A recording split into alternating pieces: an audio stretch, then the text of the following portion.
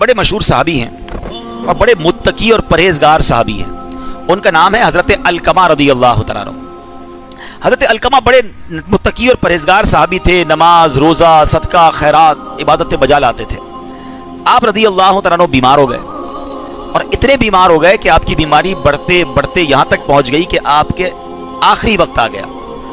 जब आखिरी वक्त आया तो हज़रत अलकमा रज़ियल्लाहु तआला की ज़ौजा ने प्यारे आका अलैहिस्सलाम की बारगाह में एक मैसेज भिजवाया कि हुज़ूर मेरे शौहर हज़रत अलकमा का आखिरी वक्त आ गया है, आप तक ये पैगाम पहुँचाना है, वो हालत नज़ा में है, मैंने चाहा कि आपको इत्तला कर दूँ।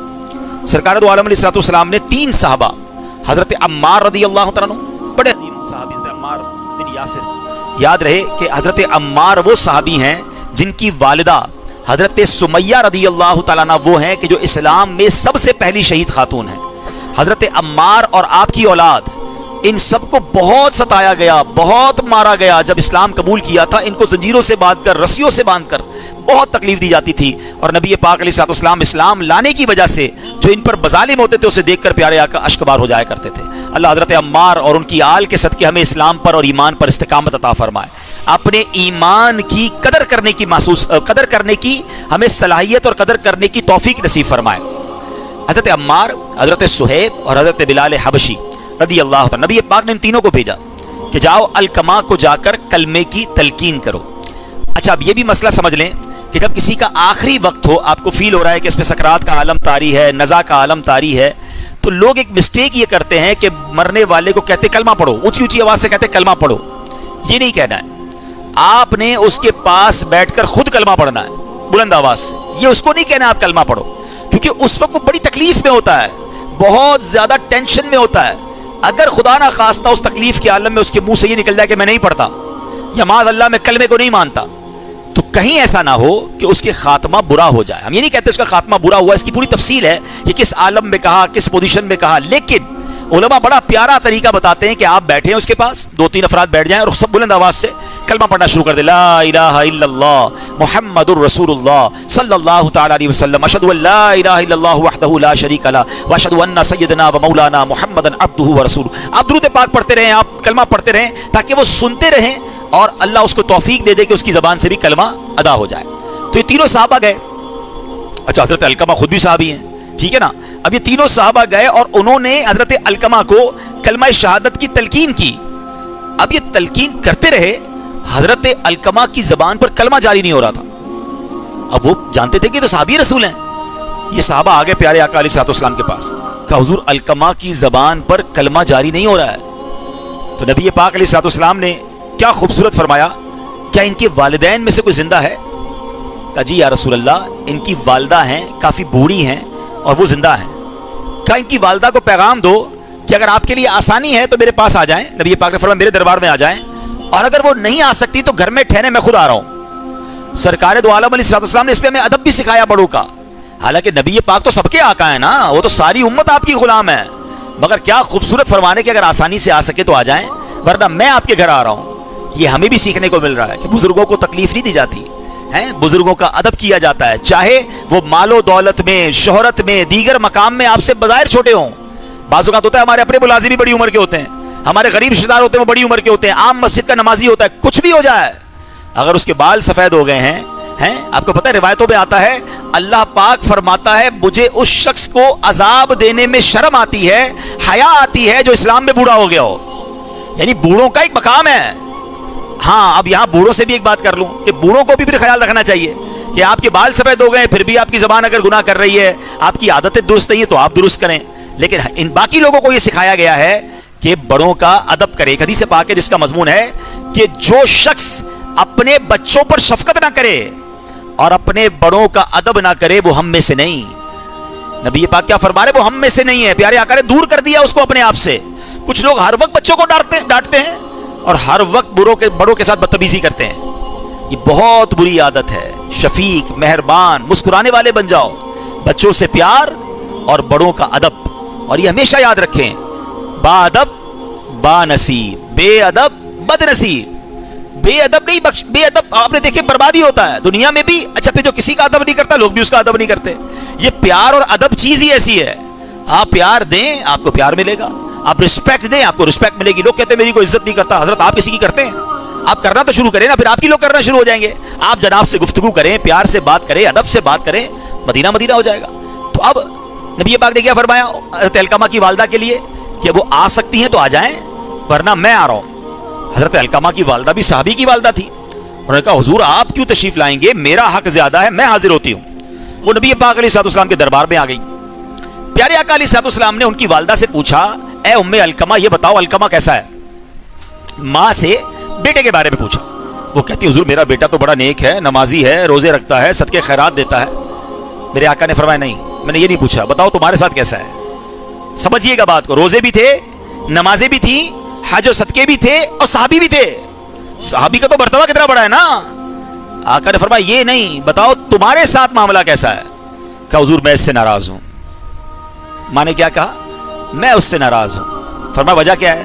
کہ وہ اپنی بیوی کو زیادہ اہمیت دیتا ہے مجھ پر, بیوی کو فوقیت دیتا ہے, پریورٹی دیتا ہے مجھ پر. یعنی ماں سے زیادہ بیوی کی مان رہا ہے, ماں کو نظر انداز کر رہا ہے. اللہ اکبر. اب نبی پاک کا انداز دیکھیں. پیارے آقا علیہ السلام نے کہا اے بلال جاؤ بہت ساری لکڑیاں لے کر آؤ. تو حضرت علقمہ کی والدہ کہتی ہے حضور لکڑیاں کیوں منگا رہے ہیں؟ کہ میں نے فیصلہ کیا ہے کہ علقمہ کو لکڑیاں جلاؤں گا اور علقمہ کو اس پہ جلا دوں گا. تو ماں ہوتی ہے, ماں کا دل دکھا ہوا تھا, مگر ماں کہتی حضور اب میرے سامنے میرے بیٹے کو جلائیں گے. کہ تم ناراض رہی نا تو اس سے بڑا عذاب علقمہ کو ہونا ہے, یہ تو چھوٹا عذاب ہے. میں حدیث کا خلاصہ پیش کر رہا ہوں. تو کہتی حضور گواہ ہو جائیں, میں آپ کو گواہ بناتی ہوں, اللہ کو گواہ بناتی ہوں, فرشتوں کو گواہ بناتی ہوں, میں نے علقمہ کو معاف کر دیا. نبی پاک نے ماں سے معافی دلوانے کا انداز کیا اختیار کیا. پھر پیارے آقا نے کہا اے بلال جاؤ جا کے دیکھو علقمہ کو, جا کر پھر کلمے کی تلقین کرو. حضرت بلال جاتے ہیں, حضرت علقمہ کو کلمہ کی تلقین کرتے ہیں, حضرت علقمہ کی زبان پر کلمہ جاری ہوتا ہے اور آپ کا وہیں وصال ہو جاتا ہے. اب نبی پاک حضرت علقمہ کے جنازے پر جاتے ہیں. اب ذرا سنیے گا بات کو, جو میرا مین ٹاپک ہے آج کا. حضرت علقمہ کے جنازے پر جاتے ہیں اور وہاں جا کر کہتے ہیں, جب لوگ نماز جنازہ کے لیے صحابہ کھڑے ہیں تو آقا فرماتے ہیں اے گروہ مہاجرین و انصار. حضرت علقمہ کی قبر کے کنارے پر کھڑے ہو کر نبی پاک فرماتے ہیں, پہلے نبی پاک علیہ السلام نے جنازہ پڑھایا, تدفین ہو گئی, پیارے آقا حضرت علقمہ کی قبر کے پاس کھڑے ہو گئے اور فرمایا اے گروہ مہاجرین و انصار, جو اپنی بیوی کو اپنی ماں پر ترجیح دے اس پر اللہ عز و جل فرشتوں اور تمام لوگوں کی لعنت ہے. اللہ عز و جل اس کے نہ نفل قبول فرمائے گا نہ فرض, مگر یہ کہ وہ اللہ کی بارگاہ میں توبہ کرے, اپنی ماں سے حسن سلوک کرے اور اس کی رضا چاہے, کیونکہ اللہ عز و جل کی رضا ماں کی رضامندی میں ہے, اللہ عز و جل کی ناراضگی ماں کی ناراضگی میں ہے. میرے پیارے اسلامی بھائیو, اس ایک واقعے سے جو درس ملتا ہے کہ ماں کا مقام کیا ہے, مرتبہ کیا ہے. یقیناً ماں ہی ہماری شادی کرواتی ہے, ماں ہی ہمارے لیے دلہن ڈھونڈ کے لاتی ہے, مگر کچھ عرصے بعد ایسا ہوتا ہے کہ ماں کو اگنور کیا جاتا ہے. ماں کا مرتبہ کم نہیں ہو گیا. میں کبھی بھی یہ نہیں کہوں گا, نہ شریعت یہ کہتی ہے کہ ماں کے کہنے پر بیوی پر ظلم کریں. ظلم کرنے کی بیوی پر بھی اجازت نہیں ہے. وہ بھی ایک خاتون ہے, وہ بھی ایک عورت ہے, آپ کے بچوں کی ماں ہے, اور وہ اپنے گھر بار کو چھوڑ کر آپ کے پاس آئی ہے. لیکن ایک بات یاد رکھنی ہے کہ میری لائف میں سب سے زیادہ اگر مجھے کسی کی خدمت کرنی ہے, خیال رکھنا ہے, تو وہ میری ماں ہے. نبی پاک علیہ السلام کی بارگاہ میں ایک شخص آیا, ایک صحابی آئے, کہتے حضور سب سے زیادہ میرے حسن اخلاق کا حقدار کون ہے, ڈیزرو کون کرتا ہے؟ نبی پاک نے فرمایا تیری ماں. کہا حضور اس کے بعد؟ فرمایا تیری ماں. کہا حضور اس کے بعد؟ فرمایا تیری ماں. حضور اس کے بعد؟ فرمایا تیرا والد. یعنی باقی دوستوں, رشتہ داروں, پڑوسیوں کی باری تو بعد میں ہے, ٹاپ لیول پہ کون ہے؟ ماں اور والد. ہم تو جناب دوستوں پہ جان قربان, آدھی رات کو دوست کے لیے حاضر, ماں بلائے تو ٹائم نہیں ہے, ابو کہے تو موقع نہیں ہے. نہیں. اچھا علماء نے اس پر بھی بہت خوبصورت کیا بات ہے میرے آقا کی, فرمایا یہ 3 بار تو نبی پاک نے فرمایا نا ماں, یہ ایسے نہیں فرمایا, اس کے پیچھے بھی کوئی راز ہے. والد کو 1 بار, ماں کو 3 بار. میرے آقا کا کوئی جملہ, کوئی لفظ فضول نہیں ہے نا. وہ تو سبحان اللہ کیسا دہن ہے, وہ دہن جس کی ہر بات وحی خدا, چشمہ علم و حکمت پہ لاکھوں سلام. تو فرمایا 3 بار. پتہ ہے ماں کیوں کہا ہے؟ ماں 3 تکلیفیں اٹھاتی ہے. ماں پہلے پیٹ میں بچے کو 9 مہینے پالتی ہے, کتنی تکلیف ہوتی ہے. پھر پیدائش کے وقت موت کے منہ سے واپس آتی ہے, یہ بالکل بہت تکلیف والا مرحلہ ہے.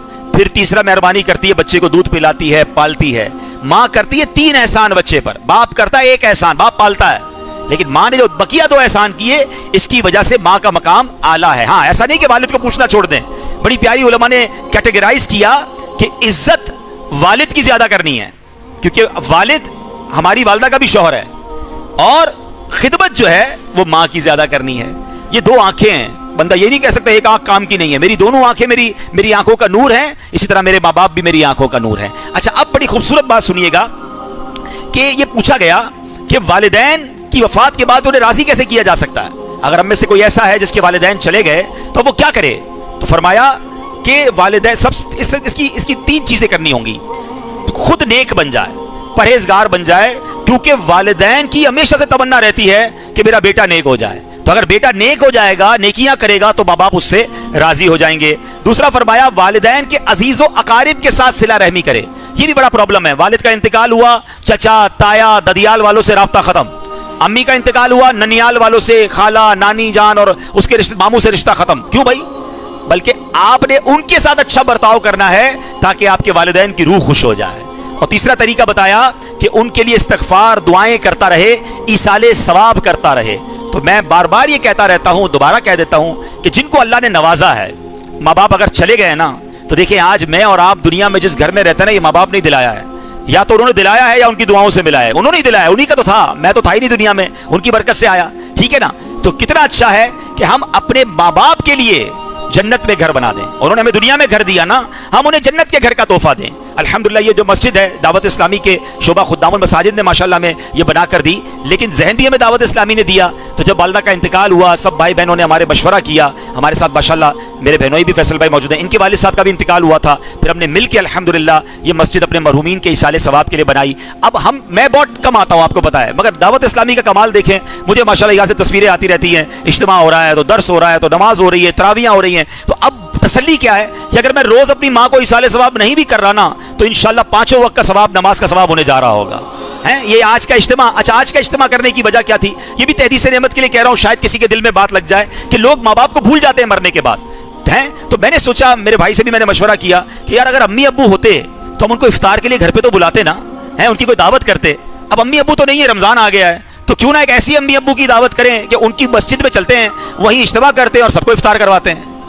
तो अल्लाह कबूल कर ले तो इंशाल्लाह सबको उनकी कब्र में उनको सवाब का तोहफा मिलेगा, क्योंकि हम जो कुछ है दुनिया में उन्हीं की वजह से हैं। ये याद रखिएगा, माँ बाप का सदका है, हमें भूलना नहीं है। उनको दुनिया में भी राजी रखें और वो चले गए। अच्छा, मैं ये नहीं कहता आप बड़ा सा इज्तिमा करें, हर बंदे की अपनी हैसियत होती है। भाई आप 2 खजूरें किसी को देते हैं अपनी वालिदा के इसाले सवाब के लिए, एक पानी का गिलास पिला दे अपने वालिद, याद तो रखे उन्हें, हैं। अगर वो दुनिया में होते तो क्या उनको हम ईद का तोहफा ना देते? तो सवाब का तोहफा भिजवाए ना उनको।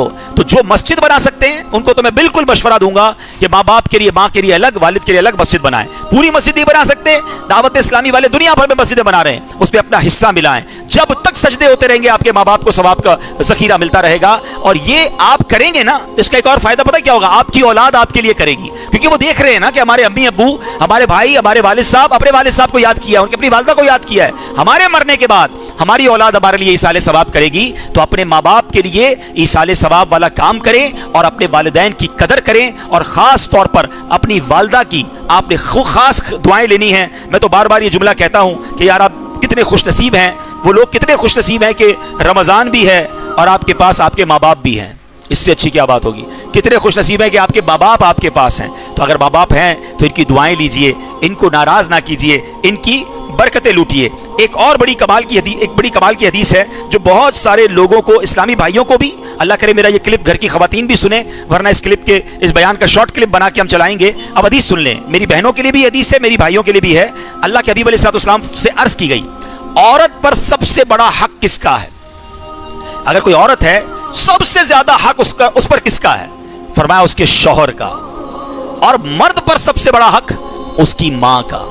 ये 2 बातें याद कर लें। अगर आपकी ज़ौजा भी समझ जाएगी ना, तो वो माँ से दूर नहीं करेगी, कि उसको ये पता है कि उस पर हक आपका सबसे ज्यादा है, मगर आप पर सबसे ज्यादा हक आपकी वालिदा का है। तो इंशाअल्लाह मोहब्बत और प्यार से घर में रहना है, एक दूसरे की ताज़ीम, एक दूसरे से कहते हैं रिस्पेक्ट करके रहेंगे तो इंशाल्लाह लड़ाई झगड़ों से भी बचेंगे। तो बहरहाल अपने माँ बाप की कदर कीजिए। इस्लाम इतना प्यारा मज़हब है कि जिसकी बरकत से हमें जो है माँ बाप का अदब सिखाया जाता है।